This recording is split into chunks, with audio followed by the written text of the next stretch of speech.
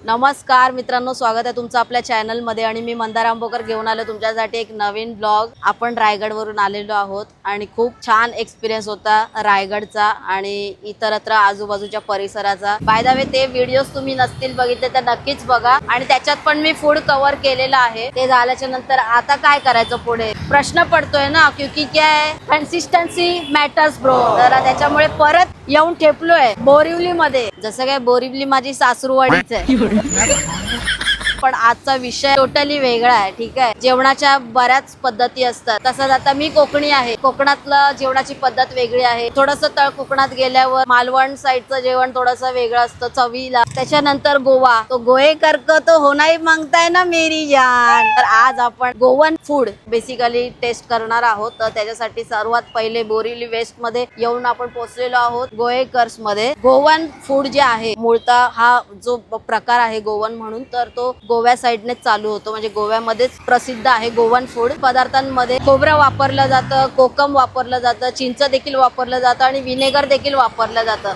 आणि त्यांचे इतरत्र मसाले पण असतील ते वापरले जातात। तो अशा या गोष्टींपासून गोवन फूड तयार होतं। आपण आज ते टेस्ट करणार आहोत। Let's go.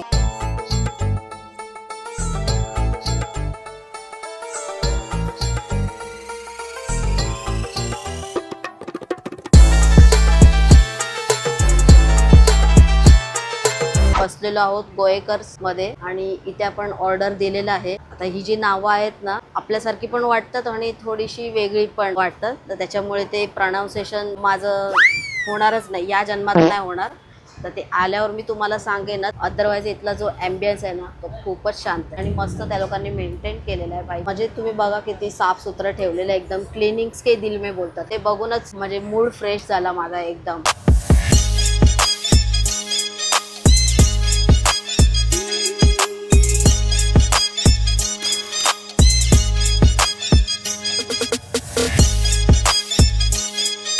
त्याचं जे वरती लाइटिंग केलेलं आहे, सगळ्या गोष्टी आहेत ना एकदम रिफ्रेश झाल्यासारखं वाटतंय। हे त्यांचं मेन्यू कार्ड आहे, सूप मध्ये आहे, Chinese starters, fish fry, Gohekar special आहे, हे अशा सगळ्या गोष्टी आहेत इथे।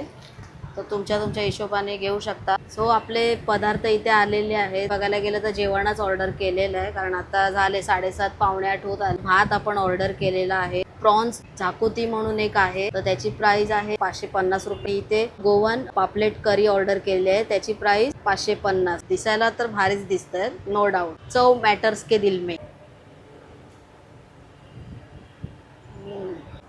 भाई, हे मॅन्डेटरी आहे याच्यासाठी। भात पण एकदम सॉफ्ट आहे, इंद्रायणी राईस असतो ना तशा टाईपचा आहे, पण हा इंद्रायणी नाहीये, गोवन पद्धतीचं मी पहिल्यांदा खातोय। पूर्ण मसाला जो आहे ना त्यांचा पूर्ण एकदम बारीक केलेला आहे, एकदम करी आहे। त्याच्यामध्ये पूर्ण गरम मसाल्याचा फ्लेवर आहे, किसलेला नारळ टाकलेला आहे, तो पण कसा किसलाय एकदम बारीक केलेला आहे आणि ते खाताना पण आपल्याला असे बारीक बारीक पूर्ण जे वाटण आहे ना ते लागतं जिभेला। पण याची एक खासियत आहे की हे तुम्ही ना मस्तपैकी वाफळलेल्या भातासोबत गरम गरम खाऊ शकता। खायला चवीचा भात नारळ यूज करताय, त्याच्यामुळे काय होतं की नारळ तिखटपणा कमी करतं। तिखट आहे, स्पायसीनेस पण तुम्हाला जाणवेल, पण आपल्यामध्ये जे तिखट खातात ना तसं नाहीये। पापलेट ट्राय करूया। पापलेट बघताय तुम्ही इथे अख्खा पापलेट आहे, याच्यामध्ये रसा घेऊया। एक नंबर। जसं मी तुम्हाला म्हटलं सुरुवातीलाच मी म्हटलं की चिंच वापरलं जातं, तर चिंचाचा फ्लेवर येतो याच्यामध्ये आणि ॲज युजल ते तसंच आहे, त्याच्यासारखंच पूर्ण दरदरीत पूर्ण मसाला लागतोय। तुम्ही जर डिफरन्स बघाल दोघांचा पण कलर वेगळा वेगळा आहे। पापलेटची करी जर तुम्ही बोलाल तर मला ती जास्त आवडली।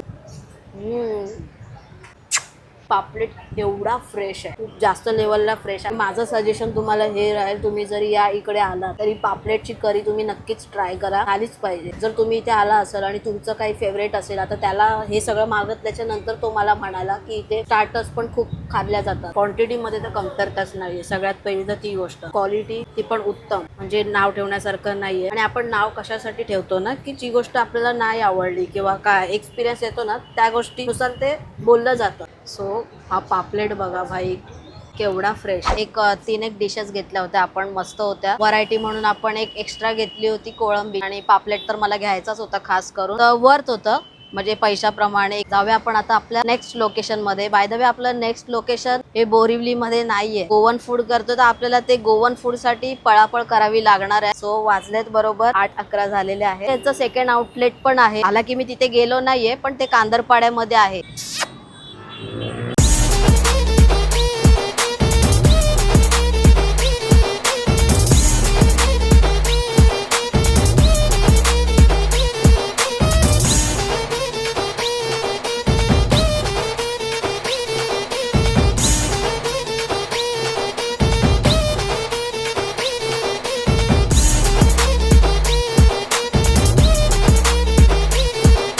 आता आपण आलोय माटुंगा वेस्ट मध्ये. वाजलेत बरोबर 9:30. ट्रेननी ट्रॅव्हल करून आलेलो आहे पोळी अँड पाव मध्ये. पण एक गोमंतक छोटस कॅफे आहे. आता आपण घेतलंय स्टफ चोरिझो गोवन चिकन सॉसेजेस. नाव पण म्हणजे तेवढा माझा अभ्यास पण नाही झाला जेवढं मोठं नाव आहे त्याचं. एवढं लेंदी नाव आहे. एवढं कोझी वाटतंय. त्यात गाणी लावले ओ मारिया पिता ओ मारिया पिता असे ते गाणं लावलेलं आहे. तर मला खरंच गोव्याच्या कुठल्या तरी कॅफे मध्ये आहे असं मला वाटतंय आणि तसा सगळा फील आहे.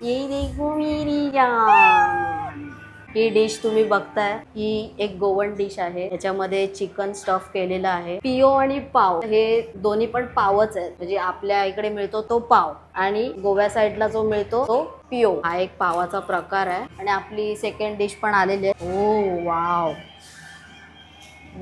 हे आहे चिकन काफ्रेल. ह्याचा आणि ह्याचा कलर बघाल ना. हा लाल आहे हा ग्रीन कलर मध्ये. चला ट्राय करूया. एकदम युनिक आहे यार.